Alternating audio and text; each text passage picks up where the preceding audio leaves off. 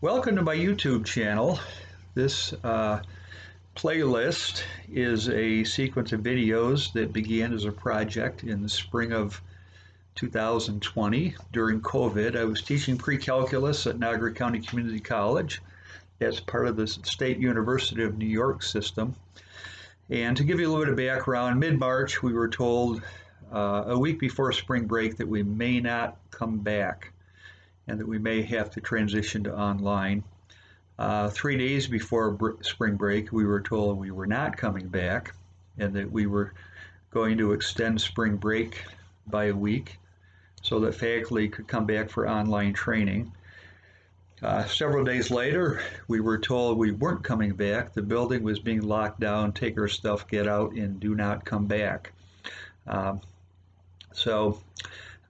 This TV studio I have upstairs is pretty rustic, but that's all I had. So I decided to do a series of videos with basically what I had during the spring of 2020.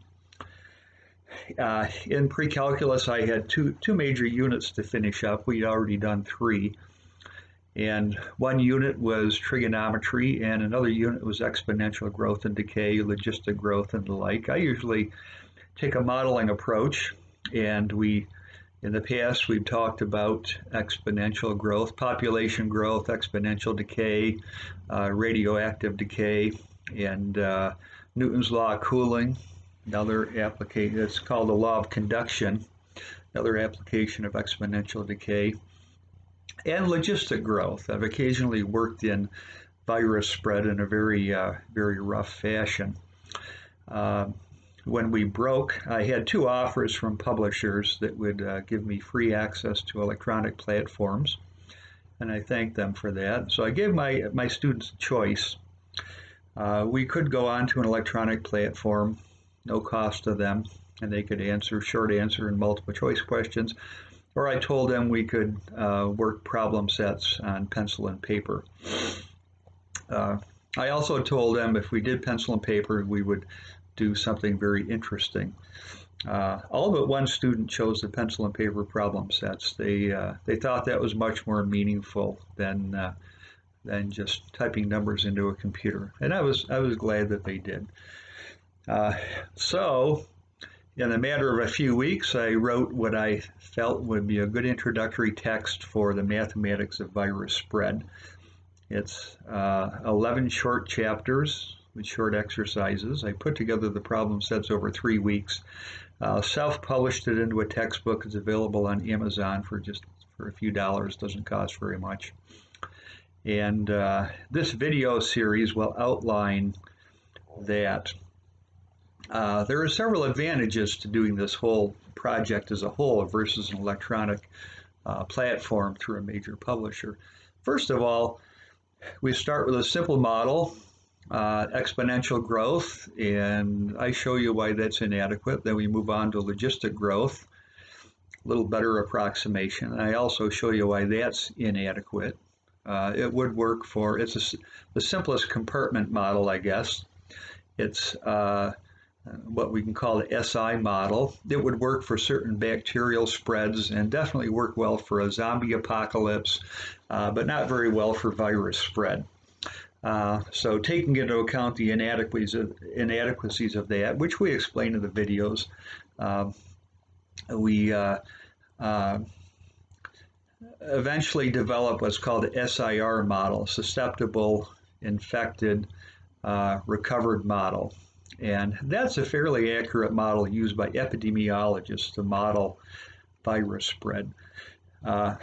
Instead of just covering that, we work our way up toward that, and there are 2 primary advantages to doing that. First of all, you'll understand the scope of that model. If you understand all the models leading up to that, you'll have a pretty good idea of what its strengths are and also what improvements we can make instead of just blindly following the model.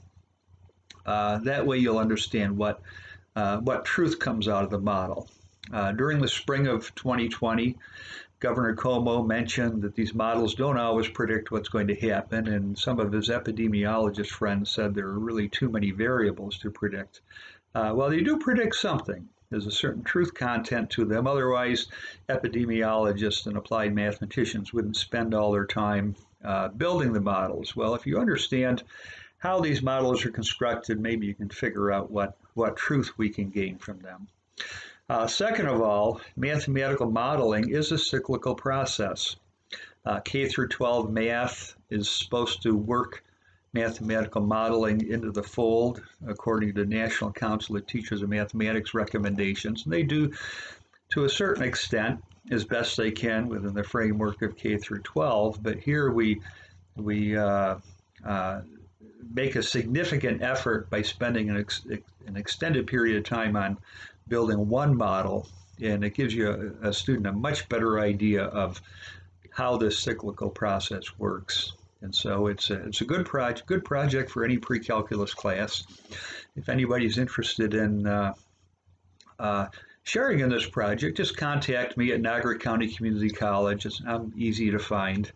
You can Google my name. I am the only Gerald Truesdell in the whole country, believe it or not. So I'm pretty accessible. You can email me at the college. I'll get in contact with you. I'd also like to thank Brother Joe Wilkowski at St. Joseph's Collegiate Institute. It's a private Catholic school in Buffalo, one of the finest high schools in Western New York. He worked through these materials with me concurrently and really enjoyed them. He's a really bright, energetic guy, and he will most likely continue to do that this spring as well. So I hope you enjoy the show. These are fairly short lessons. It's not a whole textbook. It's a fairly short lessons that you can work within the framework of covering a major unit in a high school or a college course. So I hope you enjoy the show. I've certainly enjoyed doing this. Have a good day.